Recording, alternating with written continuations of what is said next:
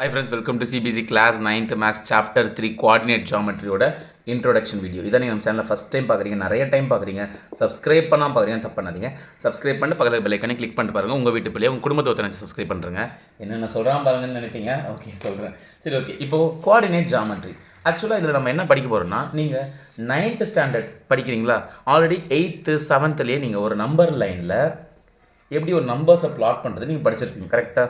இப்போ இங்கே ஒரு 0 இருக்கும், இங்கே 1 இருக்கும், இங்கே 2 இருக்கும், இங்கே 3, இங்கே 4, அப்படியே போய்கிட்டே இருக்கும், இன்ஃபினிட்டி வரைக்கும் போயிட்டே இருக்கும். இந்த பக்கம் -1, இந்த பக்கம் -2, இந்த பக்கம் -3, இந்த பக்கம் -4ன்னு போயிட்டே இருக்கும். ஸோ இதான் நம்பர் லைனில் ப்ளாட் பண்ணுறது கரெக்டுங்களா. ஸோ இது நமக்கு ஆல்ரெடி தெரியும். இப்போது ஒரு சின்ன எக்ஸாம்பிள் கொடுத்து ஆரம்பிக்கிறேன். ஓகே, இப்போ பார்த்தீங்கன்னா எக்ஸாம்பிள் நம்பர் 1. இப்போது இங்கே வந்து ஒரு தெரு இருக்குது, இது ஒரு ஸ்ட்ரீட். இப்படி பாருங்கள், க்ராஸாக பாருங்கள், இது வந்து ஸ்ட்ரீட் நம்பர் 1. ஓகே, இதில் இது house number 1, first house, second house, third house, fourth house. இங்கே ஒரு ஹவுஸ் இருக்குது. இது வந்து வெஸ்ட் சைடு வச்சுக்கோங்க, இது வந்து ஈஸ்ட்டு. இது வந்து செகண்ட் ஸ்ட்ரீட்டு, ஸ்ட்ரீட் 2. இங்கே ஒரு வீடு இருக்குது, வீட் நம்பர் 1 2 3 4. இந்த ஸ்ட்ரீட்டில் 4 வீடு இருக்குது. அப்புறம் இங்கே ஒரு ஸ்ட்ரீட் இருக்குது, இது ஸ்ட்ரீட் நம்பர் 3. இங்கே ஒரு 4 வீடு இருக்குது. இங்கே ஒரு ஸ்ட்ரீட் இருக்குது, ஸ்ட்ரீட் நம்பர் 4. இங்கே ஒரு 4 வீடு இருக்குது. என்ன தான் சார் சொல்ல வரீங்க? இருங்க போட்டு முடிச்சிடுறேன். இது ஸ்ட்ரீட் நம்பர் 5 1. இங்கே ஒரு 4 வீடு இருக்குது. இப்போ உங்கள் ஃப்ரெண்டு வந்து உங்கள் வீட்டுக்கு வராருன்னு வச்சுக்கோங்களேன். இதான் ரோடுன்னு வச்சுக்கோங்க. இந்த ரோட்டில் நடந்து வராரு உங்கள் ஃப்ரெண்டு, இந்த ரோட்டில் நடந்து வராரு. ஓகேவா, நீங்கள் வீட்டு அட்ரஸ் என்ன சொல்லியிருக்கீங்கன்னா, என் ஹவுஸ் நம்பர் வந்து 4டா அப்படி தம்பி அப்படின்னு சொல்லியிருக்கீங்க. ஹவுஸ் நம்பர் 4ன்னு ஸ்ட்ரீட்டு சொல்லலை. அப்போ அவர் உள்ளே வந்தால் இங்கேயும் 4ன்னு ஒரு ஹவுஸ் இருக்குது, இங்கேயும் 4 இருக்குது, இங்கேயும் 4 இருக்குது, இங்கேயும் 4 இருக்குது. எந்த இதில் போவார்? பிரச்சனை, ஹவுஸ் நம்பர் சொன்னால் கண்டுபிடிக்க முடியல. ஓகேவா, ரைட்டா? சரி, இப்போது நெக்ஸ்ட்டு ஸ்ட்ரீட்டு சொல்கிறீங்க. ஸ்ட்ரீட்டு வந்து 3rd ஸ்ட்ரீட்டா அப்படின்னு சொல்கிறீங்க உங்கள் ஃப்ரெண்டுக்கிட்ட. அவர் உள்ளே வராரு, ஃபஸ்ட் ஸ்ட்ரீட்டு தாண்டாரு, செகண்ட் ஸ்ட்ரீட்டு தாண்டாரு, 3rd ஸ்ட்ரீட்டுக்குள்ளே வராரு. இதுக்குள்ளே எந்த வீடாக இருக்கும்? அதுவும் தெரியும். ஒவ்வொரு வீட்டுக்கு தட்டி தட்டி இங்கே சுரேஷ் இருக்கானா ரமேஷ் இருக்கானா கேட்க முடியுமா? திட்டுவாங்க, அடிப்பாங்க. ஸோ அதுவும் பத்தாது. ஸோ வெறும் ஒரு ஹவுஸ் நம்பர் சொன்னாலும் நமக்கு அது பத்தலை, ஒரு ஸ்ட்ரீட்டோட நேம் சொன்னாலும் அது நமக்கு பத்தலை. நமக்கு என்ன தான் தேவைப்படுது? உள்ளே வரும்போது ஸ்ட்ரீட்டும் தேவைப்படுது, அந்த ஸ்ட்ரீட்டில் என்ன ஹவுஸ் நம்பரும் தேவைப்படுது. So we need street number, அது வேணும் நமக்கு. நம்பர் தான் என்னொன்று இல்லை, நம்பர் வேணும். அப்புறம் ஹவுஸ் நம்பர், அதுதான் என்னொன்று இல்லை, நம்பர் தான் என்னொன்று இல்லை. இது ரெண்டுமே தேவைப்படுது. இந்த 2 இன்ஃபர்மேஷன் இருந்தால் தான் நான் உள்ள வரும். ஸோ கொஞ்சம் தூரம் உள்ளே வந்துகிட்டே இருக்கீங்க.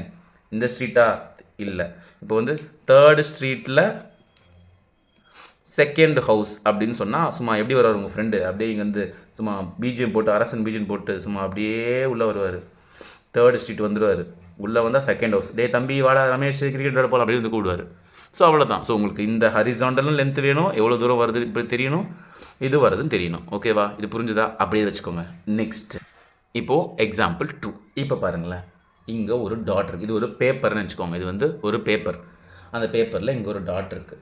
ஸோ இந்த டாட் வந்து இங்கேருந்து ஒரு 3 சென்டிமீட்டர் டிஸ்டன்ஸ் இருக்குது. இந்த கார்னர்லேருந்து இங்கேருந்து பார்த்தீங்கன்னா ஒரு எவ்வளோ சென்டிமீட்டர் ஹைட்? இந்த டிஸ்டன்ஸ் வந்து ஒரு 10 சென்டிமீட்டர் வச்சுக்கோங்க.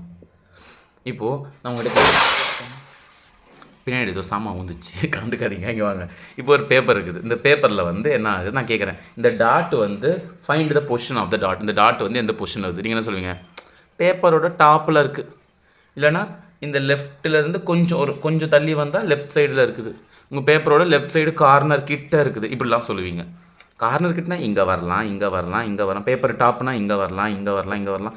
கரெக்டாக அதோட பொசிஷன் சொல்ல முடியாது கரெக்டாக. ஸோ அப்போ நான் என்ன சொல்கிறேன், இந்த பக்கம் இங்கே பேப்பரோட பாட்டம்லேருந்து ஒரு 10 சென்டிமீட்டர் ஹைட்டு. ஸோ பாட்டம்லேருந்து எவ்வளோ? 10 சென்டிமீட்டர் ஹைட்டில் போகுது. பேப்பரோட லெஃப்ட் சைட்லேருந்து ஒரு 3 சென்டிமீட்டரில் வருது. வந்தால் கரெக்டாக நமக்கு இது 10 சென்டிமீட்டர் 3 சென்டிமீட்டர் கரெக்டாக அந்த பாயிண்ட்டோட பொசிஷன் தெரிஞ்சிருமா? புரிஞ்சுதா? இப்போ இந்த பொசிஷன், இந்த டாட் எங்கே இருக்குன்னு பொசிஷன் எக்ஸாக்டாக வேணும். நமக்கு என்ன தேவை? இந்த லென்த்து வேணும், இந்த லென்த்து வேணும். இருந்தால் 2 வேல்யூஸ், இந்த லென்த்து ஹரிசாண்டல் வெர்டிக்கல், இந்த 2மே வேணும். போன எக்ஸாம்பிளில் ஸ்ட்ரீட் நம்பரும் வேணும், ஹவுஸ் நம்பரும் வேணும், 2 தேவைப்பட்டுச்சு. இதில் எந்த லென்த்தில் எவ்வளோ தேவைப்படுது, அப்புறம் பிரெத்து எவ்வளோ தேவைப்படுது, எவ்வளோ பிரெத்து டிஸ்டன்ஸ் இருக்குது, 2 தேவைப்படுது. ஸோ எல்லாத்துலேயும் 2 2ஆக வருது. வெயிட் பண்ணுங்கள், இன்னொரு எக்ஸாம்பிள் 3. புக்கில் பார்த்தீங்கன்னா கிளாஸ் ரூம் வச்சு ஒரு எக்ஸாம்பிள் கொடுத்துருப்பாங்க. நான் அதை விட தேட்டர் வச்சு எக்ஸாம் தரேன். இப்போ இதான் தேட்டர் வச்சுக்கோங்க. இது வந்து தேட்டர் ஸ்க்ரீன், இது வந்து ஸ்க்ரீனு. ஓகேவா? நம்ம எல்லோரும் தியேட்டருக்கு மூவி பார்க்கலாம், நிறைய பேர் போயிருக்கோம்.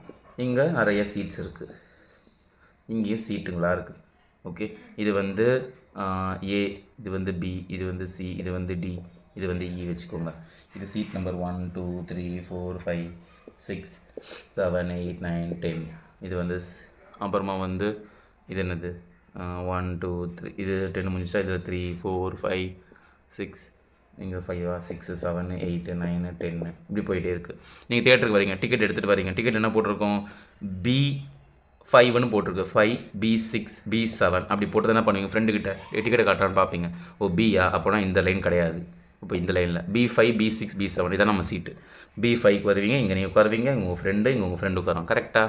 ஸோ உங்களுக்கு தெரியுது ஹரிசாண்டலாக எந்தெந்த லைனில் வரணும், அப்புறம் அதில் எதில் போகணும்னு தெரியுது. ஸோ உங்களுக்கு எந்த ரோனும் தெரிஞ்சிருக்கு, எந்த ரோவில் சீட்டு வருது, ஏ ரோவா பி ரோவா சி ரோவா தெரியுது, அதில் கரெக்டாக உங்கள் பொசிஷன்ஸ் எங்கன்னு தெரிஞ்சிருக்கு. ஸோ இந்த ரோஸும் வேணும், அப்புறம் இந்த வெர்டிக்கலாக போகிற இந்த வேல்யூஸும் வேணும். ஸோ இதுலேயும் 2 வேல்யூஸ் இருக்குது.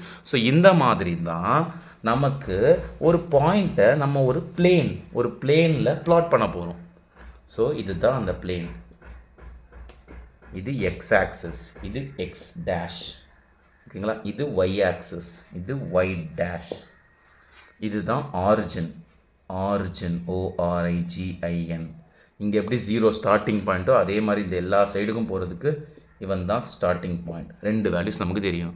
ஸோ 0, 0 இங்கே 1 2 3 4 5 6 அப்படியே போயிட்டே இருக்கும். அதனால தான் நான் இது அழிக்கல, இதே மாதிரி போகும். இது -1 -2 -3 -4 -5 இப்படி போயிட்டே இருக்கும். இது மேலே இங்கே 1 2 3 4ன்னு போயிட்டே இருக்கும். இது கீழே இங்கே -1 -2 -3 -4ன்னு போயிட்டே இருக்கும். ஓகேவா? இப்போ உங்கள் ஃப்ரெண்டு வந்து என்ன சொல்கிறாரு, செகண்ட் ரோ, செகண்டில் தேர்டு பொசிஷனாக இப்படி பிளாட் பண்ணுங்கள். 2, 3 இப்படி பிளாட் பண்ணணும். 2ல் இங்கே ஒய்எக்ஸ், அது நெக்ஸ்ட் எக்ஸ் டீட்டெயிலாக சொல்கிறேன். 2, 3னா இங்கே 2 வரணும். இதில் இது வந்து எக்ஸ் ஆக்சிஸ் டினோட் பண்ணுது, இது வந்து ஒய் ஆக்சிஸ் டினோட் பண்ணுது. எக்ஸ் ஆக்சிஸில் 2, ஒய் ஆக்சிஸில் 3. ஸோ இதான் 2, 3.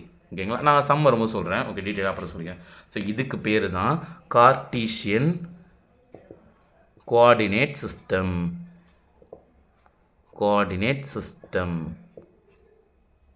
Cartesian coordinate system. இதில் எக்ஸ் ஆக்சிஸ் தான் என்ன, அதுக்கு என்ன பேர் இருக்குது, ஒய் ஆக்சிஸ் தான் என்ன, அதுக்கு என்ன பேர் இருக்குது, நெக்ஸ்ட் டீட்டெயிலாக பார்ப்போம். சரிங்களா? ஸோ இப்போ கார்ட்டீசியன்னா என்னென்னா, அது ஒரு மேத்தமெட்டிஷியன் பேர். அவர் வந்து ஒரு மேத்தமெட்டிஷியன். ஆக்சுவலாக அவரோட ஒரிஜினல் பேர் என்னென்னா, அவர் வந்து ஒரு ஃப்ரெஞ்ச் மேத்தமெட்டிஷியன். அவர் பேர் வந்து ரெனி டெஸ்கார்டேஸ், DSCART, ரெனி டெஸ்கார்டேஸ்னு ஒரு ஃப்ரெஞ்ச் மேத்தமெட்டிஷியன். அவர் தான் வந்து இந்த கார்ட்டீசியன், இந்த கோஆர்டினேட் சிஸ்டம், இந்த கோஆர்டினேட் ஜாமெட்ரி, இந்த கான்செப்டே கண்டுபிடிச்சார். அவர் பேர் தான் அது வச்சுருக்காங்க. ஸோ இவர் வந்து டெஸ்கார்ட்டே. இதில் எங்கே சார் கார்ட்டீசியன் பேரே வரலையே, அவர் ஃபுல் நேம் ஏதாவது வேறு இருக்காங்க, அப்பா பேரான்னு கேட்பீங்க. அப்படிலாம் இல்லை. இவர் வந்து ஃப்ரெஞ்ச் மேத்தமெட்டிஷனா, ஃப்ரெஞ்சிலேருந்து நீங்கள் லாட்டினில் அவர் வேர்டு எழுதினீங்கன்னா கார்ட்டீசியன்னு டிரான்ஸ்லேட் ஆகி வரும். இவர் பேரை லாட்டினில் படித்தா கார்ட்டீசியன்னு வரும். ஸோ இது வந்து லாட்டின் வேர்டு. அந்த காலத்தில் ஃபுல்லாக லாட்டினில் தான் நிறையா புக்ஸ்லாம் இருந்துச்சு. அதனால் அவர் பேரை ஃப்ரெண்ட்ஸ் வந்து லாட்டின் மாதிரி. இப்போ என் பேரை வந்து கோபின்னு இப்படி இருக்குது, தமிழ் எழுதுனா இப்படி வரும் கோபின்னு. இது வேறு இது வேறு இல்லை, இது 2 ஒன்று தானே. வேறு லாங்குவேஜ் தான் பார்க்கறது, ரவுண்டாக முட்டையாக போட்ட மாதிரி, என்னமோ முட்டையாக போட்டு ஐ புள்ளி வச்சுருக்கேன். ஸோ எல்லாம் ஒன்று தான். இது இங்கிலீஷு, இது தமிழ். கரெக்டுங்களா? தமிழ் எழுதுனது. ஸோ அந்த மாதிரி தான் லாட்டினில் மாற்றினா அவர் பேர் வந்து கார்ட்டீசியன். அவர் தான் இந்த சிஸ்டம் கண்டுபிடிச்சார். ஸோ ஒரு எக்ஸ் ஆக்சிஸ், ஒரு ஹரிசாண்டலாக சம் லென்த்தும் தேவைப்படும். எப்பவுமே ஒரு வெர்டிக்கலாக போகிற லென்த்தும் நமக்கு தேவைப்படும். இது சொல்கிறது தான் இந்த கார்ட்டீசியன் கோஆர்டினேட் சிஸ்டம். புரிஞ்சுதுங்களா? இன்ட்ரோடக்ஷன் நல்லாவே கொடுத்துங்களா? எனக்கே பிடிச்சிருக்கு, நல்லாயிருக்கு. ஓகே, ஸோ இதை பற்றி டீட்டெயில்டாக ஃபஸ்ட் எக்ஸஸ் ரொம்ப பேசிக்காக இருக்கும். செகண்ட் எக்ஸஸ் இதில் எப்படி பிளாட் பண்ணுறதா இருக்கும். ஸோ ஃபுல் அண்ட் ஃபுல் டீட்டெயிலாக எக்ஸஸ்க்குள்ளே பார்ப்போம். சரிங்களா? பாய்.